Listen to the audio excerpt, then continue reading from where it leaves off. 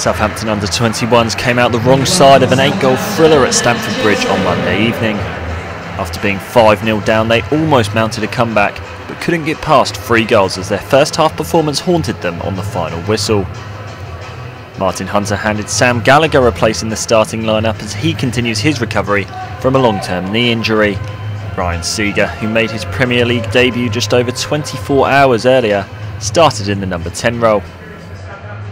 Chelsea's lineup included Dom Solanke and Tammy Abrahams, who have shared 43 goals between them at under-18 and 21 levels so far this season.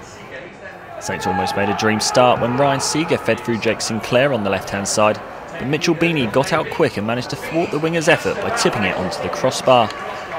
Minutes later, Sam Gallagher flashed a ball across goal, but it was just out of the reach of Ryan Seager and cleared by Fankati Dabo. Chelsea's first sniffer goal came from Tammy Abrahams. The winger played this ball across the face of Wilbert's goal, but Dom Solanke couldn't make contact at the back post. It didn't take long for the Blues to net their opener. Casey Palmer from 25 yards drilled the ball into the bottom corner past an outstretched Brit, perhaps undeserved at this point for Chelsea. Abrahams rose highest from this corner to almost double Chelsea's lead, but Brit managed to keep it out. Isaiah Brown grabbed Chelsea's second with a bit of luck as the ball took a slight deflection off Bevis Mugabe to wrong-foot Brit and end up in the back of the net. Casey Palmer was denied his second when Jason McCarthy slid in as he tried to rally his troops to show some kind of reaction. Unfortunately, it proved ineffective as Chelsea added a third.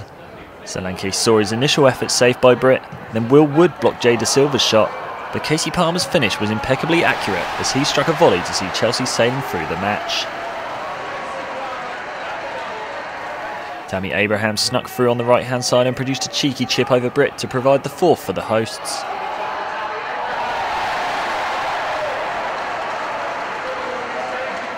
Saints had the odd chance to reply, but this effort from Sam Gallagher was never doing much damage as Beanie comfortably saved. Jake Hesketh created this opportunity for Southampton by playing through Gallagher, but perhaps the lack of match action affected his sharpness as he lost control and was edged out as the goal gaped in front of him. Corners were causing Saints problems all evening, and their misery was compounded when Jordan Houghton's shot was flicked home by Dom Solanke at the far post. Chelsea were 5-0 up. Again, it was Gallagher with Saints' brightest chances as this delivery from Dom Gape found his head, but the effort was wayward.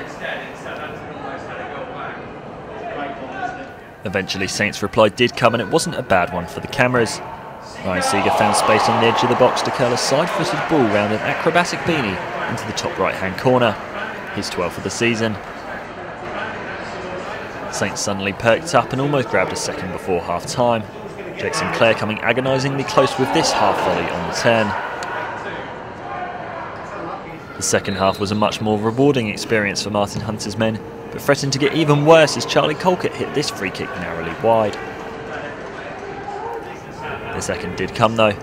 Jake Sinclair provided an excellent ball over the top for substitute Josh Sims, who nicked the ball just past the advancing goalkeeper, and it took a sliding tackle from Jake Hesketh to make sure the ball found the back of the net. Only minutes later and Saints had a third. Jordan Houghton didn't properly deal with Dom Gape's cross, and Bevis Mugabe was up from the back and on hand to volley home. The Saints started to look more and more confident to complete the unlikeliest of comebacks. Hesketh tried to force in a fourth to set up an interesting final 10 minutes, but Beanie was on hand to stop the midfielder's long-range shot. As Chelsea failed to clear a corner, it was Hesketh again leading the charge to get another back, but this effort fell into the side netting.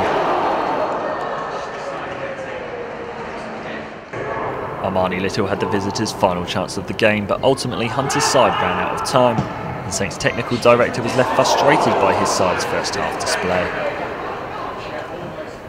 That's the worst first half performance that I've seen when I've been in charge of a team at this football club. We were totally inept.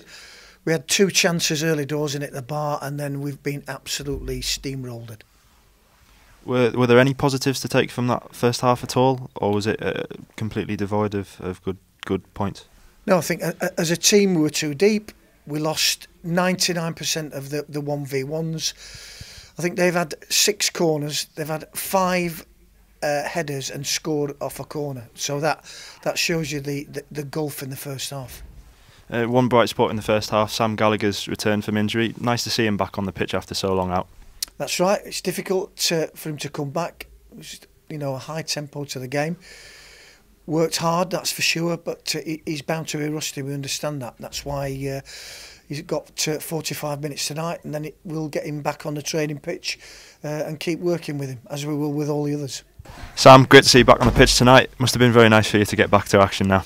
Yeah, it was good to get back out on the pitch, but obviously not the best game to come back into. The first half was not our best, so no, it's definitely nice to get back and a bit of rustiness to get back out. But yeah, looking forward to training this week and pushing on to the next game.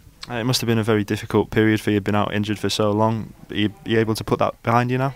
Yeah, definitely. Sort of, as soon as you have your first session back, you're sort of thinking just to the next one really, and trying to put your injury behind you. But no, I feel confident with my injury, and it's sort of one of those things that I'm just working to improve and come back stronger.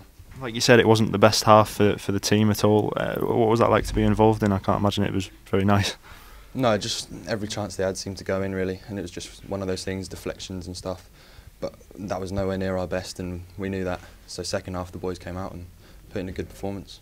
When the third goal went in, did you think that maybe there was a comeback to be had there?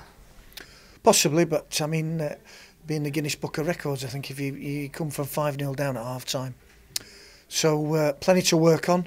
The coach is not going to be a very happy place going back to Southampton.